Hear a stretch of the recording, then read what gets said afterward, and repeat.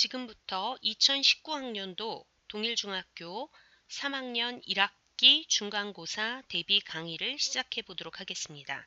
이번 시험 범위는 개화기 주요 연표만 외우시면 되겠고요. 이 안에서 24개의 문제가 선택형으로만 출제되겠습니다. 자, 그러면 개화기 주요 연표의 24개 연도를 한번 같이 외워보도록 하겠습니다. 1단계 외우는 요령 보면서 같이 보도록 할게요. 24개의 연표를 흐름에 따라 4개의 덩어리로 나누기. 여기 지금 선생님이 한 덩어리, 두 덩어리, 세 덩어리, 네 덩어리, 한 덩어리, 두 덩어리, 세 덩어리, 그리고 네 덩어리 이렇게 나누었죠. 자, 첫 번째 덩어리 보도록 하겠습니다. 자, 첫 번째 덩어리는 개화기의 시작과 관련된 내용인데 흥선대원군의 등장과 대외 정책과 통상수교 거부 정책, 대외 정책과 관련된 사건 4가지, 그리고 개항과 관련된 연도 2가지, 이렇게 해서 합계 6개를 외우면 되겠습니다. 자, 볼까요? 1863년, 66년, 68년, 71년, 75년, 5년, 76년. 1863년 고종의 즉위와 더불어 대원군, 흥선대원군이 집권하게 됩니다. 흥선대원군이 했던 일들은 우리가 다 배웠죠. 왕권 강화를 위해 비변사를 폐지한다거나 경복궁을 중건한다거나 대전 회통이란 법전을 편찬한다거나 또 민생 안정을 위해서 서원을 정리한다거나 사창제도를 실시한다거나 후포제도를 실시한다거나 그런 여러 가지 정책을 펴게 되죠. 1866년 흥선대원군의 통상수교 거부 정책과 관련된 사건들이 발생되기 시작합니다. 먼저 천주교 박해인 병인 박해 직후 제너럴 셔모노 사건이라는 게 일어나고요. 이 앞에 있는 병인 박해가 원인이 되어 프랑스의 침략을 받아 충돌한 사건이 병인 양요가 되겠죠. 이 병인 양요는 천주교 박해가 원인이 되어서 일어나지만 강화도의 침략을 받게 되는데 이때 외규장각의 귀중한 문화재를 우리가 약탈당했고 대표적인 전적지로는 정족산성 전투, 정족산성 이런 곳이 있습니다. 1868년 흥선대원군의 통상수교 거부 정책에 대한 의지를 더욱 강화시킨 사건이 하나 벌어지는데요. 오페르트 도굴 사건입니다. 1871년 제너럴 셔모노 사건을 구실로 미국의 침략을 받은 것을 신미양요라고 하고요.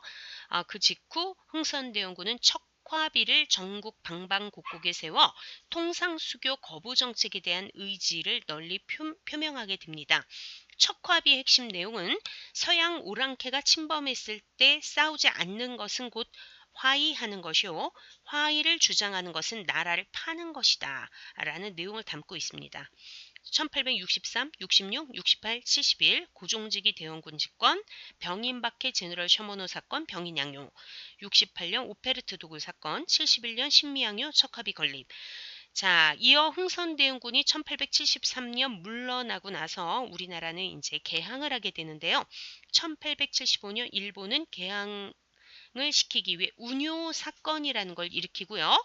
이듬해 해인 1876년 우리나라 최초의 근대적 조약이면서 불평등 조약인 강화도 조약을 통해 문을 열게 합니다. 개항을 시킵니다. 강화도 조약의 핵심 내용들을 보게 되면 조선이 자주국이며 일본과는 동등한 관계를 맺는다. 부산 외의 2개의 항구를 연다. 일본의 항해자가 조선의 해안을 마음대로 측량할 수 있다. 또 일본인이 조선에서 죄를 범한 경우 일본 관원이 심판한다라고 하는 치외법권 조항, 이런 내용들이 포함이 되어 있는데 불평등한 조약의 성격을 띠죠. 자, 이렇게 여러분들 일단 6개 덩어리를 외웠습니다. 자, 다음 6개 덩어리 한번 외워보도록 할게요. 이제 개항 이후에 우리 정부는 이제 개화 정책을 추진하게 되고요. 이 개화 정책 추진에 따른 반발이 일어나게 되는데 반발로 우리가 3가지를 배웠습니다. 우선 보수적인 유생들이 일으킨 위정 척사운동, 구식군인들이 일으킨 이모군란.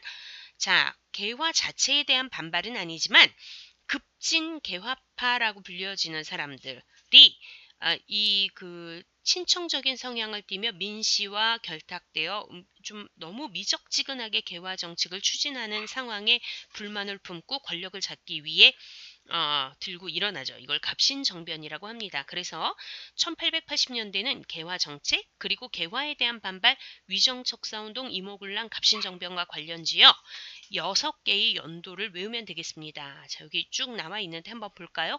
1882, 83, 84, 85, 86, 1889년. 자, 먼저 1882년에는 개항의 연장선상에서 미국과 우리가 조약을 맺은 조미수호 통상조약, 미국과 수교를 하게 되죠. 특히 조미수호 통상조약이 체결될 때 청나라의 러시아의 남하를 막고자 하는 청나라의 주선이 있었고요. 청나라의 알선이 있었고요. 또 조미수호 통상조약이 체결되는 하나의 배경 중에 황준헌이라는 청나라 외교관이 쓴 조선 책략이라는 책에 대해서도 여러분들 수업 시간에 공부했을 것입니다. 조미수호 통상조약을 통해 이제 문을 열어주게 되고요. 1882년 구식군인들에 의한 반발인 이모군란이 일어나게 됩니다. 구식군대에 대한 차별 대우, 별개군과 차별을 하면서 이모군란이 일어나게 되는데 특히 이모군란 직후에 제물포 조약이라는 것이 체결됩니다. 제물포 조약의 핵심 내용은 조선이 일본에게 배상금을 지불해야 한다는 내용, 또 일본 공사관의 경비를 위해 경비 병력을 주둔할 수 있다는 내용을 담고 있는 것이 제물포 조약이 되겠습니다. 1882년 조미수호 통상조약과 이모군란 제물포 조약 이렇게 외우시면 되겠고요. 1883년에는 우리나라 최초의 근대 시설 그리고 근대 학교들이 세워지게 됩니다. 먼저 최초의 인쇄소인 방문국, 여기서 우리나라 최초의 신문인 한성순보가 간행이 되고요. 신식 무기를 제조하는 기구인 기기창, 그리고 화폐를 주조하는 기구인 전환국이 만들어지고요. 우리나라 최초의 근대식 사립학교인 원산학사와 통역사 양성소인 동문학, 이런 것들이 1883년, 그러니까 1883년은 근대 시설 관련지어 방문국, 기기창, 전환국, 원산학사, 동문학 이렇게 5개를 외우면 되겠습니다. 1884년에는 갑신정변이 일어나게 되는데요. 이 갑신정변은 급진개화파, 특히 김옥균을 중심으로 하는 급진개화파들이 우정국 개국 축하연을 계기로 온건개화파 일당들을 몰아내고 구테타를 일으켜 권력을 잡죠. 개화당 정부의 수립을 선포하고 14기조에 달하는 근대적인 개혁 정강을 발표하지만 청나라 군대가 출동해 3일 천하로 실패로 끝난 것이 갑신정변. 그 직후에 다시 우리나라에서 청나라 파워가 더욱 세지게 되죠. 갑신정변을 계기로 2가지 조약이 체결되는데요. 조선과 일본 사이의 한성조약. 한성조약의 핵심 내용은 조선이 일본에 배상금을 지불하는 것과 일본 공사관의 신축비를 부담하는 내용을 포함하고 있고요. 텐진조약은 일본과 청나라 사이에 체결된 조약인데 양국군이 조선에서 동시에 철수할 것. 만약에 군대를 파병하게 될 경우가 생기게 되면 동시에 파병하자 이렇게 약속하게 되는데 후에 청일전쟁이 일어나게 되는 하나의 배경이 됩니다.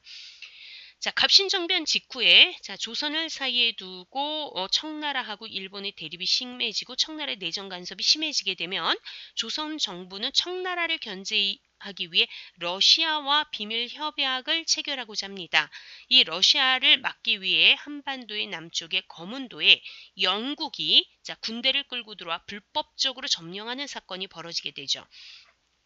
1885년에는 영국의 거문도 점령 사건, 이렇게 일본과 청나라의 대립, 러시아와 영국의 대립이 심해지는 가운데 결국 한반도를 중립지역으로 만들자고 하는 한반도 중립화 안이 제기됩니다. 1885년 영국의 거문도 점령 사건, 한반도 중립화안, 6.1쯤 부들러 이런 사람들이 주장을 하죠. 1886으로 끝나네요. 이때는 여기 근대 학교의 연장선상에서 우리나라 최초의 근대식 관립학교인 유경공원이 세워지게 됩니다. 유경공원은 상류층 자제들만 입학이 가능했는데요. 미국에서 직접 교사를 초빙해서 근대 학문을 영어로 가르쳤던 교육기관입니다. 1889년에 자, 최초의 방공령이 선포되게 됩니다.